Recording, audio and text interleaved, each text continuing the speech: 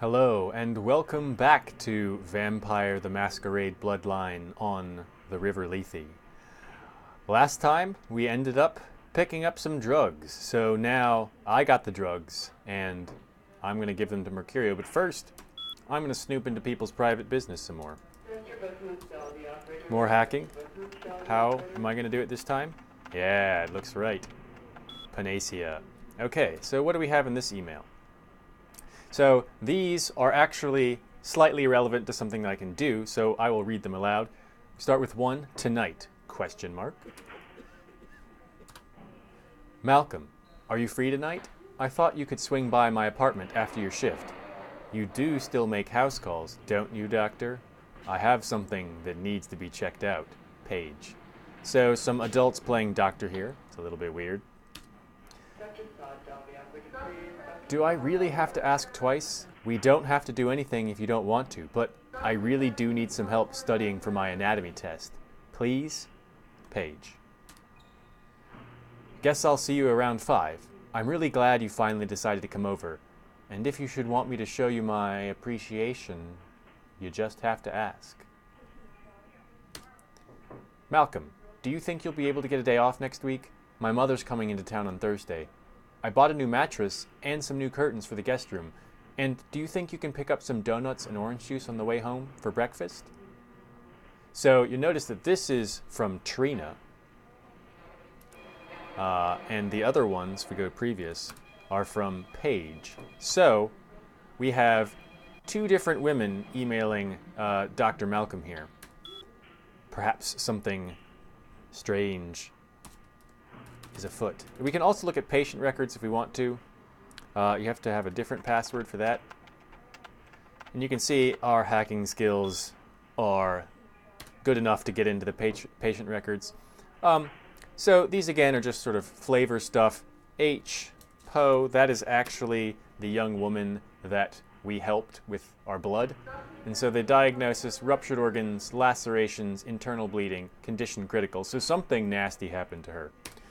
And then, if you remember one of the junk emails we got, there was Arthur Kilpatrick's bail bond service. So this is him. Severe tinea infection compounded by untreated herpes simplex 2. So, our good friend the bail bondsman has got herpes. We'll have to remember that when we encounter him later. Okay, so enough reading about people's private medical information. I don't work for the NSA, that's not my job. Okay, so we learned some stuff. This is Dr. Malcolm. I told you, I will get to you when I can. Please take a seat. You, Malcolm? Your wife know about your affair? Get out of here. Can't you see I'm with a patient? Divorce is expensive. All I'm asking for is a few bucks. Are you trying to blackmail me? Yes. You don't know who my wife is. She wouldn't believe you. Now get out. Oh, then I'll go forward that email from Paige to Trina at sol.vtm. So, this is obviously they can't use AOL, but of course SOL is short for shit out of luck. So, Trina at shitoutofluck.vampire-the-masquerade is kind of her email address there. I think everyone is shit out of luck in this game. Wait now. Oh, what do you want? We got him now. I want $75. Deal. But I'm in the middle of something. I'll have to drop it off later. You never speak to me about that again. Put it in the mailbox for 508 and the apartment's over the pawn shop, Doctor. So that was a bit of a dick move. Although my my ambition's a bit low there. I asked for $75, which isn't very much. I think I'm pretty sure, at least in the older version of the game, if you have enough either intimidate or finance skill, you can squeeze a little bit more money out of him. But the finance skill is not really that helpful in the entire game, so it's not worth it. So we got what we came for, and now we're going to go back out. So these little loading screen boxes tell you useful mechanics information and lore information too sometimes, so it's worth reading those. You can freeze the video and read them if you like. I'm not going to read them aloud to you. There's a number of other interactions we can have in the street. I'm saving those till I get a little bit more experience. And also, you know, getting the medicine and going straight back to Mercurio sort of plays along in the role-playing sense with the extremity of his condition and its urgency. So here he is, still bleeding. Hello? Aw, damn. Did you die on me? Nope, apparently not. I brought some morphine. Hold still.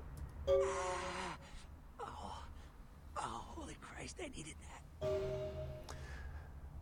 Hope that helped. Goodbye. So we get a little XP for that. So you can see that you always get a little bit of a reward for doing these side quests. So it's definitely worth it. They add up over time. So let's look at our character sheet. We now have 5 experience. What I am going to do, I'm going to invest in my public feats over here by putting something in my talents or knowledges. So seduction is important. Seduction helps you to find people that you can feed on at will in certain parts of the city. So they're called blood dolls. People that you can just go up to whenever you need a little blood fix and have a little drink.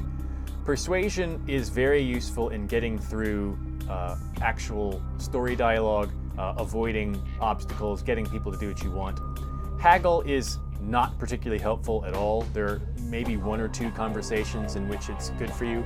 Intimidate is like persuasion in that it will get you through, get you away from doing fights, get people to do what you want, but it's a little bit more aggressive than I want to be. So I want to invest in persuasion and seduction. So that means that I have to do subterfuge for seduction, subterfuge and appearance. See, appearance attribute and subterfuge both feature into the seduction feat. And then for persuasion, it's intelligence. Oh, sorry, that's wrong. Persuasion, it's charisma attribute and scholarship ability. So here and here. Attributes are more expensive. See, the second dot of charisma costs 4, whereas the second dot of scholarship costs 3. So I'm going to go with scholarship because it's cheaper XP-wise, and also because, you know, I'm a mage, that kind of fits in with my character. So you can see I spent 3. The next dot will cost 6. And the dot after that costs, I believe, 10. So I don't really have enough XP to get anything else right now, not even the initial cost things. So I will just accept. You don't have to spend all the experience at once. It will sit there.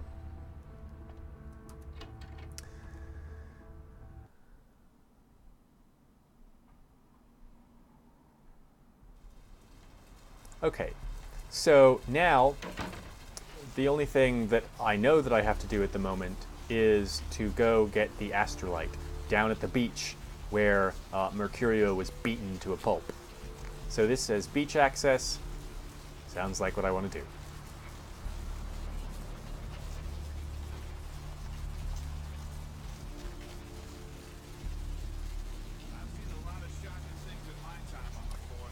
So there's a lot of conversations that just happen ambiently that it's worth listening to for flavor purposes. These guys are talking about the pier murder. So you can read it up in the top corner there, so me talking over it's not so bad. They're talking about, the second police officer is talking about how he's seen something worse than even this ripped up nasty body. It's not a shark bite. Some disarticulated limbs. Huge slash marks. The other cop doesn't believe him.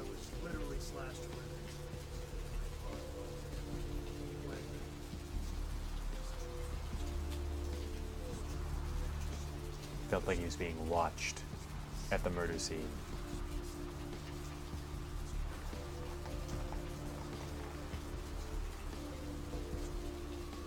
And so the other cop says, maybe it was a werewolf, which is hilarious. He's saying it as if obviously that's not true, but we all know better. There might be werewolves out there.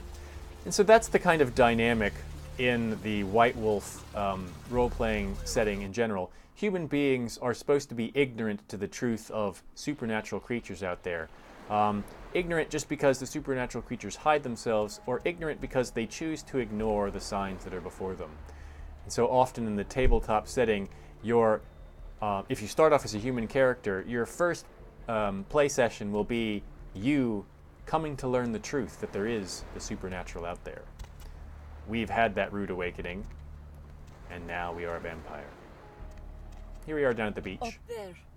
Through that chain link gate and up those stairs. What? Those men you are looking for.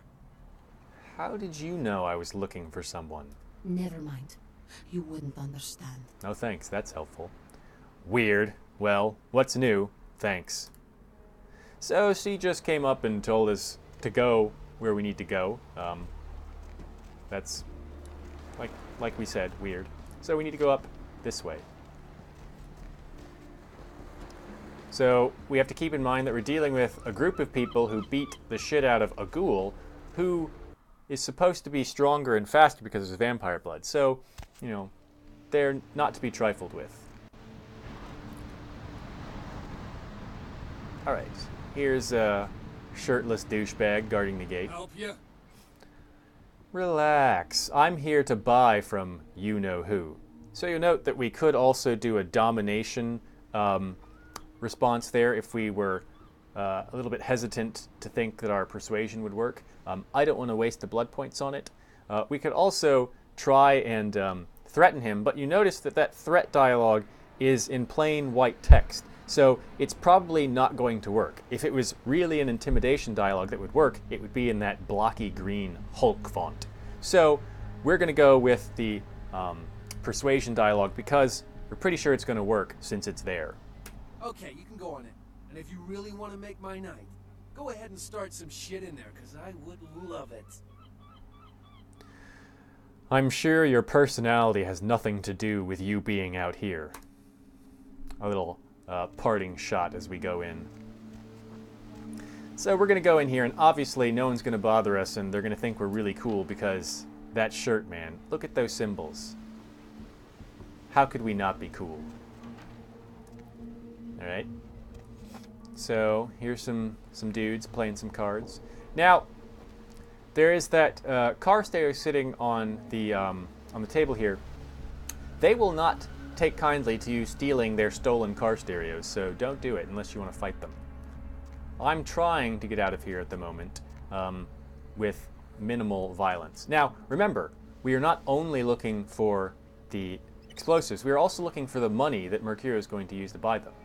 If your inspection feat were high enough, this little grate would be glowing, because that's where the money is hidden. I happen to know this, of course. So I'm going to open it up. I'm going to go in here, and we're going to pick up the 250 bucks.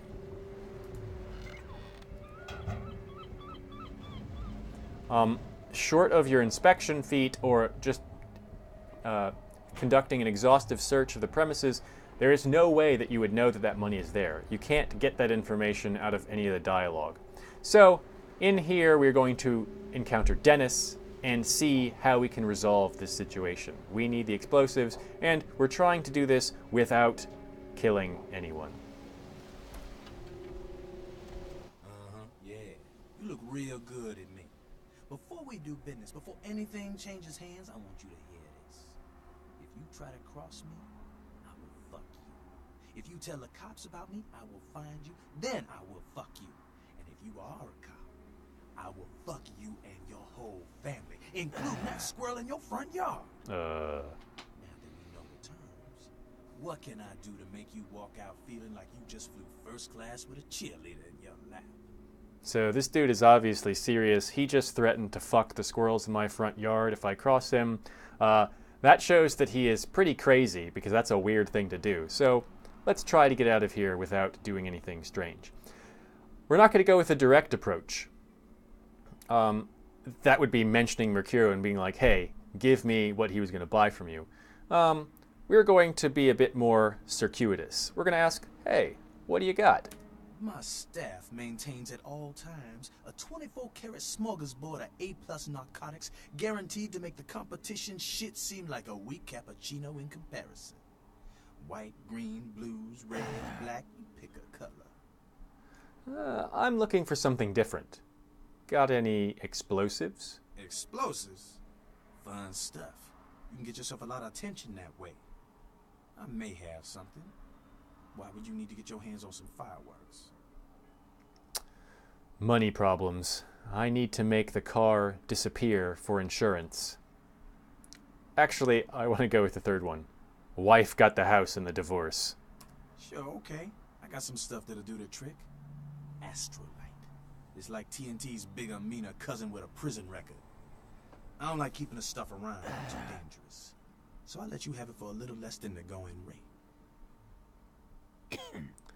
Okay, so at this point in time, we are left with no special options, which indicates that we don't have sufficient public skills to do anything. So we can either say, I don't have money, or we can say, Mercurio already paid for it. Remember him? Both of these options seem like they're going to lead to pain, so we simply need to be ready to fight.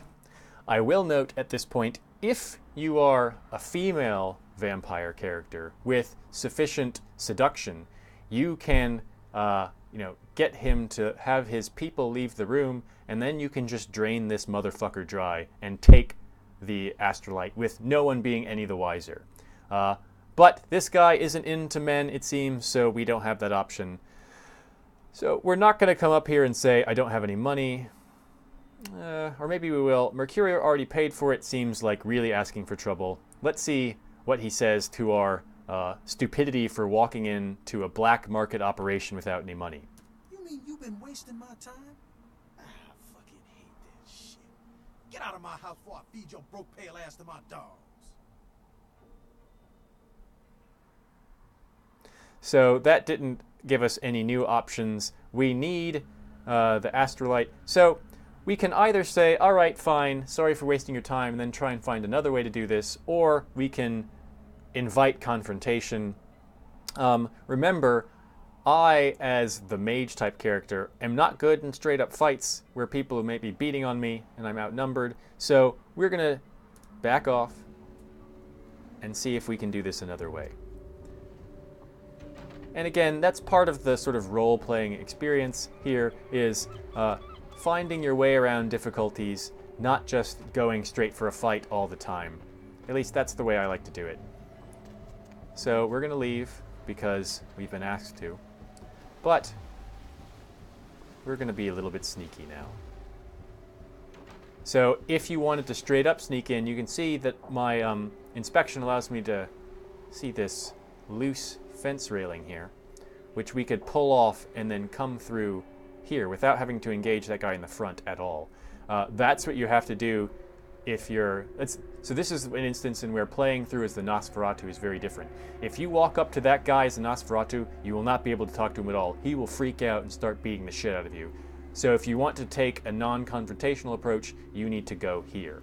Obviously, taking the confrontational approach as the Nosferatu would not earn you any Masquerade violations because, as you can see, there's a gun up above the health bar, which means we're in an area where anything goes.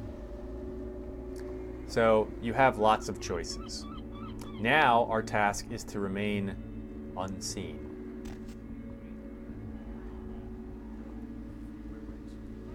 So we can see them talking about how they beat the shit out of Mercurio.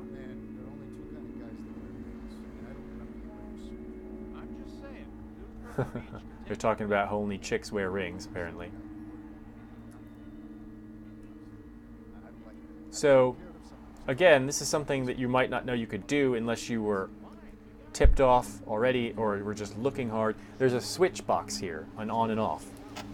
So, we just turned all the lights off. Now you can see that made the stealth thing go from 0 green to 80 yellow because now they're actually looking for me. Now, unfortunately, there's a dog sitting here, so we may have to try and do something about that dog. What can we do?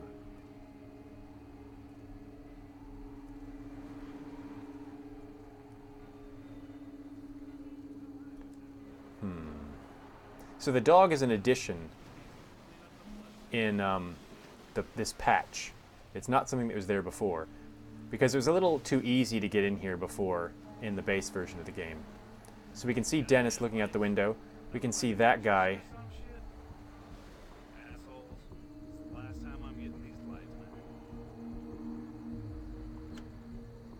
So he's turned the lights back on now.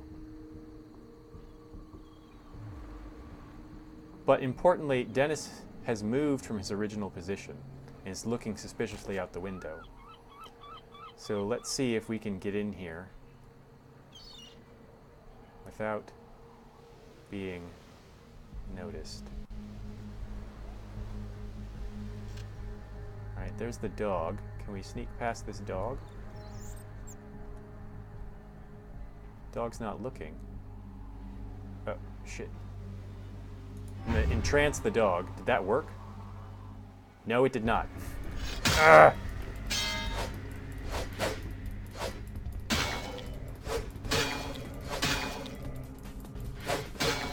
Jesus, this dog is tough. Alright, now the dog is dead. Oh, that's some very depressing and sad ragdoll physics that just happened there. Alright, I think now all bets are off. So it may be time to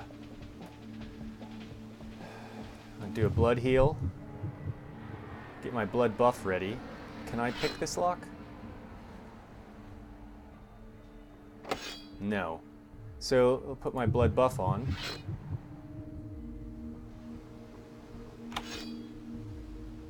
Open the door.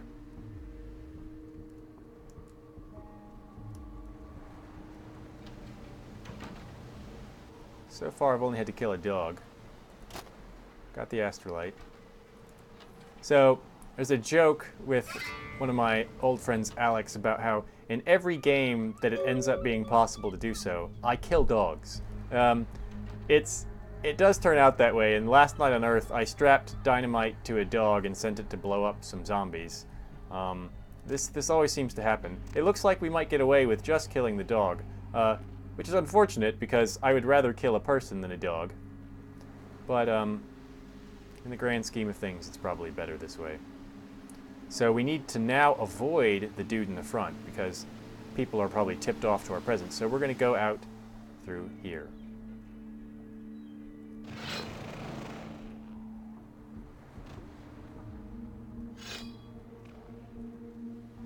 Sneak out around this hippie van.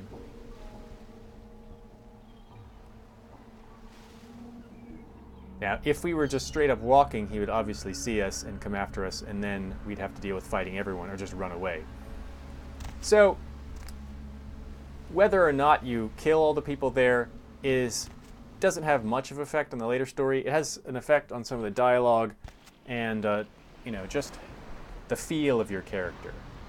So if you were playing a horribly aggressive character, you could get feedback for that in the conversation, sort of making real the choices that you've made for the character. All right, so now we can interact with a bunch of people on this beach. Let's see what's going on here. Listen, it's like I've told you types about 1,000 times now. We know we can't hunt round here, all right? We're minding our own business. No reason to hassle the weaklings. What are you talking about? You mean you ain't here to run us off? No. Is that common? We're getting pretty sick of it. Someone's sighting domain, or in the worst cases, hunting us for sport. What? Why? Dunno. We all seem to have come down with the same disease. Oh, who am I kidding? We're a bad horror show, alright? We seem to be the runts, the mistakes. You types call us thin bloods. I say we're all equally screwed. Thin bloods? I'm new to this. What's a thin blood? Damned if I know. Well, I know you don't want to be one. You seem to be in the lead. You tell me. I don't know. How'd this happen to you? I just come to town for the surf tourney. Seems like years ago, but it's, been about 6 months now. Every night during the finals, I used to hit the local diner after the beach parties fizzled out in the AM. That's where I met her. Met who? She had a natural beauty. Not like all the plastic dolls littering the sand. Her name was Lily. I remember introducing myself, the way she seemed grateful for the company. Well, a few nights after our meeting, we were on the beach alone. Go on. She tried to tell me what she was. I didn't understand. And so she showed me. I was furious with her when I took it all in. I cursed her and left, never really knowing what I was. Well, I realise now how she must have felt. So here I am now, a mystery to myself. Is Lily dead? Clinically, yes. But honestly, I don't know. I suppose I'd have moved on by now if I didn't think she'd show up one of these nights. There's a lot I've got left to say to her. You do know you're vampires, right? That's what Lily tried to tell me. But what I don't understand are the rules, and the terms, and the reasons some of them are at our throats claiming we're harbingers of the apocalypse. That's what I want to know. Are all these others thin bloods as well? Aye. Most of them just recently arrived in LA. Were chased off by the Sabbath or some such thing from their home cities. They're more in the dark than I am. They're a good bunch, but well, I've been through a lot. It's affected them. So we're getting to learn here some more of the backstory and some of the lore. These are vampires, but they're thin bloods, and other vampires seem to dislike them for some reason. He says they got chased off by the Sabbath. That's clearly him not pronouncing correctly the Sabbat, whom we encountered in the tutorial, and we will encounter again. We will learn a bit more about thin bloods and how they play into the lore here as we go through. Maybe I should look into this whole thin blood thing. I hope you had better luck than I did. No one's been particularly friendly to me in this city. The only reason we're in Santa Monica is because we haven't been chased out yet. Well, I'll ask around, see what I can dig up. Oh, we'd appreciate it. Oh, before I forget, name's Eve. The black-haired beauty over there's Rosa. She's the future, so she says. That nervous bloke is Copper. And the one who can't speak so well's Julius. Kids gloves with her. They've had it rough. Any idea where I might begin looking for information? Seems no one will talk about it. This all started that night in the diner. Maybe you can start there. I'll see what I can do. Goodbye. So, he told us the dark-haired beauty, that's the woman that came up to us when we first got down here and told us that we should go up here to find what we're looking for. And he says that she can see the future. So, we'll talk to her, but not right now because we're running out of time. That's all for this episode. Next time we'll talk to these thin bloods, whatever that means, and maybe go investigate the pier over there where we know that there's been a grisly murder. But until that time, if you like this, please press the thumbs up button. If you're enjoying this content very generally and my charming narration, please hit the subscribe button. And beyond that, I don't care what you do.